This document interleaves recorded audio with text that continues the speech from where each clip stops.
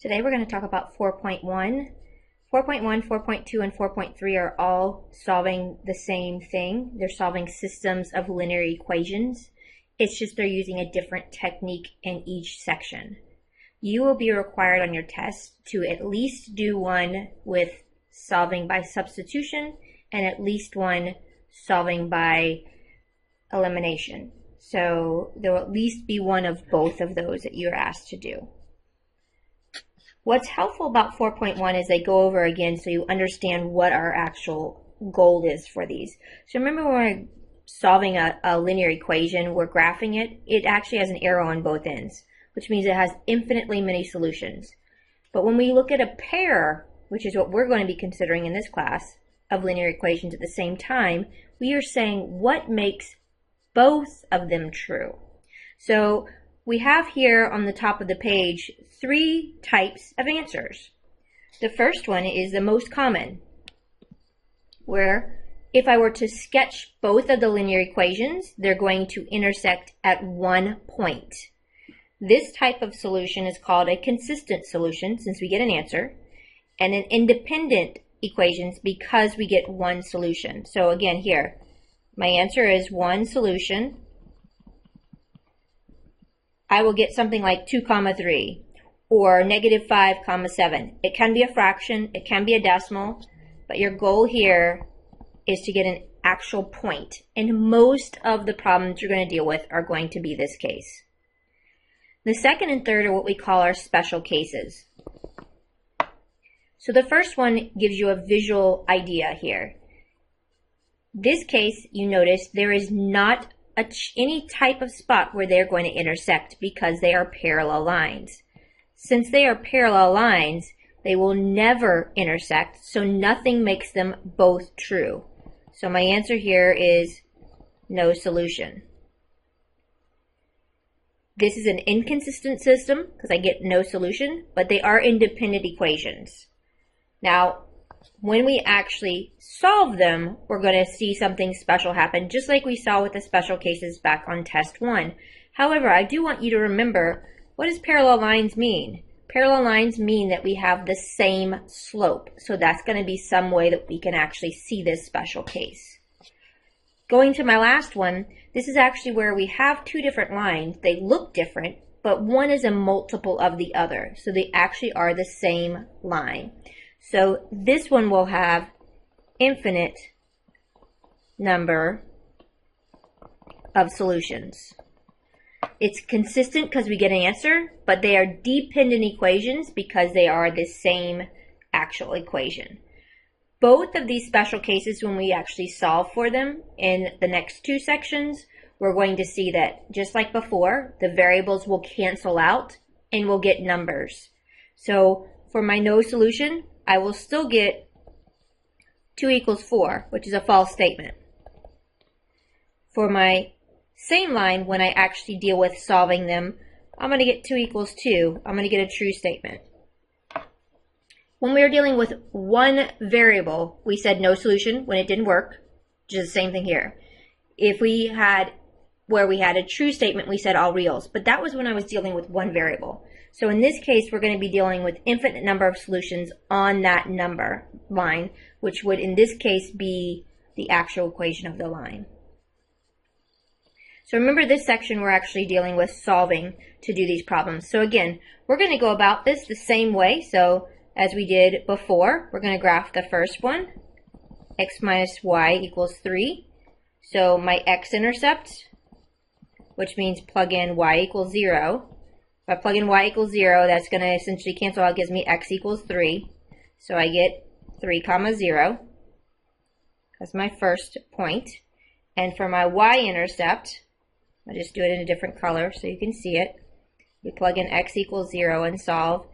And if I do that piece, I'm going to get negative y equals 3, which means y equals -3. So I have to multiply or divide by a negative. So that point is 0, -3. I still would do an extra point if I was testing on this piece to make sure my answer is correct.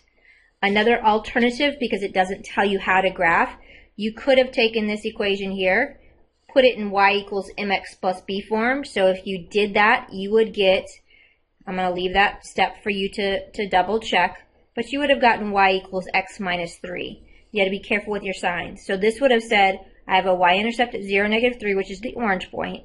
I have a slope of 1, which would mean go up 1 to the right 1, and so forth. So that's another way you could have graphed this one. 2x minus y equals 4. X-intercept, plug in y equals 0. I get 2x equals 4, so x equals 2. So I'm going to have the point here, 2, 0. My y-intercept for this problem, plug in x equals 0 and solve. I'm going to get negative y equals 4, so y equals -4, 0, -4. So it's going to be here. So we can see that it's going to intersect. Now, if you're doing this on the computer, you will see the exact intersection because you'll have not be estimating drawing it. If you use a ruler, it will be better at home. But you should see here that this is my point where it intersects. You can always check it by plugging into both of them. Now, as I told you over here, you could have used putting it in y equals mx plus b form. Same thing over here. If I take that piece and I'm going to leave it for you to double check this, you can always pause it. It'd be y equals 2x minus 4. That would have had a y-intercept of 0, -4, which we plotted, and a slope of 2 over 1. So you could have graphed it that way. My answer for this problem is the point that makes both of them true. Going to number 2, I want you to first of all realize the first one, x minus y equals 3, is the same as example 1.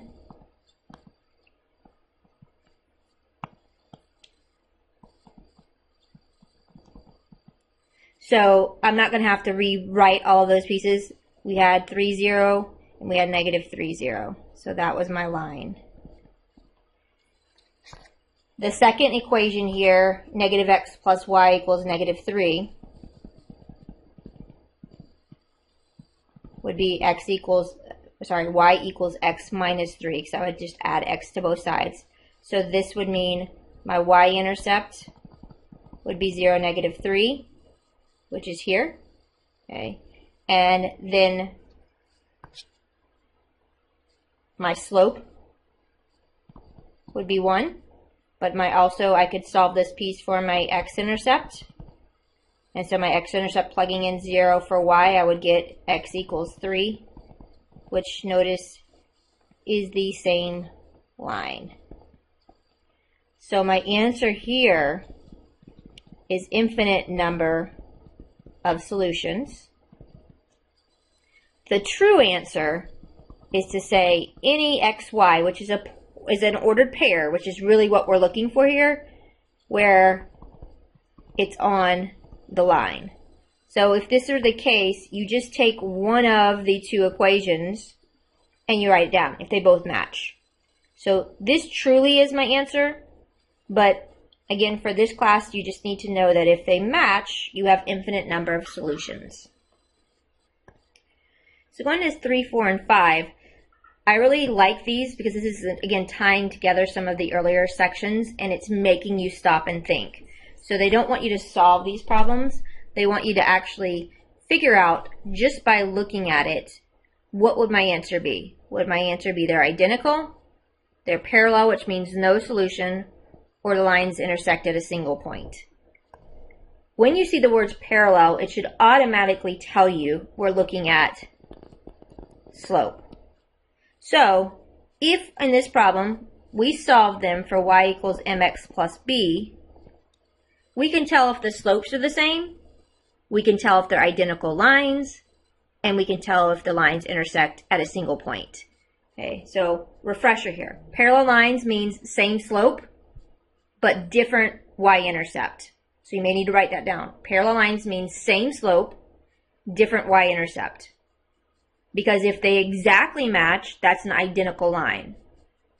If they have different slopes, you'll get a single point as the answer. So we're going to solve these for y equals mx plus b. So this first one, subtract 2x from both sides. Right here, we need to divide each term by 2. So we get y equals, and I'm going to just change the order so it's easier to look at. So negative 2x plus 3. So this problem, the slopes match. Different y-intercept, which means that they are parallel lines. So my answer for this is A, parallel. B says how many solutions? You get no solution, because if they're parallel, they do not intersect.